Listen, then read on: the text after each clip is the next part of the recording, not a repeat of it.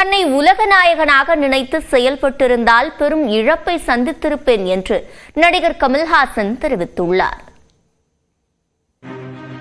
ஏன்னா நான் மாட்டு லூசு தனமா இவர் கொடுத்த பட்டம் நிஜம்தான் ஆகன்னு நினைச்சிட்டு நான் இந்த உலகத்துக்கே நான் இவங்க கூட எல்லாம் என்ன சேரல் வேண்டி கிடக்கு அப்படின்னு நினைச்சிருந்தேன்னா எவ்வளவு இழப்பா இருக்கு எனக்கு பாருங்க. நான் அதெல்லாம் நம்புறது கிடையாது. தனக்கு வழங்கப்பட்ட உலக நாயகன் பட்டம் குறித்து நடிகர் கமல்ஹாசன் மனம் திறந்து தெரிவித்த கருத்து தான் இது. மறைந்த நடிகரும் எழுத்தாளருமான கிரேசி மோகன் எழுதிய 25 புத்தகங்கள் வெளியீட்டு விழா சென்னை மயிலாப்பூரில் நடைபெற்றது. இதில் நடிகரும் மக்கள் நீதி மய்யம் கட்சி தலைவருமான கமல்ஹாசன் கலந்து கொண்டு புத்தகங்களை வெளியிட்டார். இந்நிகழ்ச்சியில் பேசிய அவர், கிரேசி மோகன் எழுதிய நாடகத்தை விட அவர் உன்னதமான மனிதர் என்று உருக்கமாக தெரிவித்தார். கதை பேசுறது யாராவது நானும் மோகன் அவர்களும் கதை டிஸ்கஷனை யாராவது கேட்டாங்கன்னா இவங்களுக்கு யாரு சினிமாவில் சேர்த்து விட்டாங்க, கீழ்பாக்கத்துல எல்லாம் சேர்த்து விட்டுருக்கணும். இவங்க 2 பேரும் அசைலத்துல சேர வேண்டியவங்க சினிமாவில் சேர்த்து விட்டாங்களேங்கிற மாதிரி இருக்கும். மொழிக்கான மரியாதை எப்பொழுதும் உண்டு என்று கூறிய கமல்ஹாசன், எத்தனை தொழில்நுட்பம் வந்தாலும் மொழி பேசும் என்றும் குறிப்பிட்டார். அனைவருக்கும் கருணை காட்ட வேண்டும் என்று கமல்ஹாசன் கேட்டுக்கொண்டார்.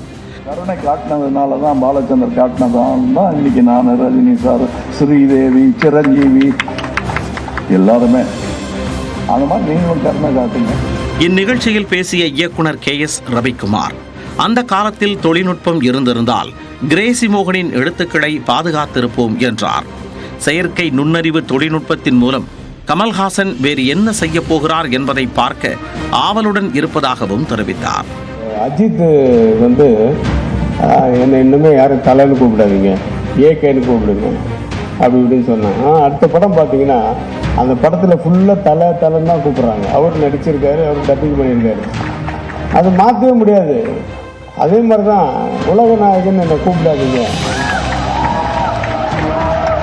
நீங்க யார் சார் அதை சொல்றதுக்கு? நாங்கள் கூப்பிடுவோம்.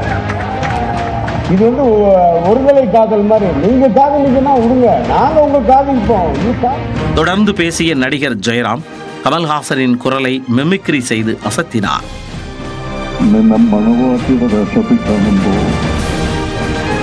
ആകാശത്തുള്ള അത്ര നക്ഷത്രങ്ങളും എന്റെ കണ്ണിൽ വന്ന് നിൽക്കുന്ന പോലെ ഒരു തോന്നൽ. നിന്നെ വിട്ടുപിരിഞ്ഞൊരു ജീവിതം, നിന്നെ കൂടാതെ ഒരു ജീവിതം, അത് கமல்ஹாசனுடன் ஒரே மேடையில் அமர்வதை ஆசீர்வதிக்கப்பட்டதை போன்று உணர்வதாகவும் ஜெயராம் நெகிழ்ச்சிபட தெரிவித்தார்.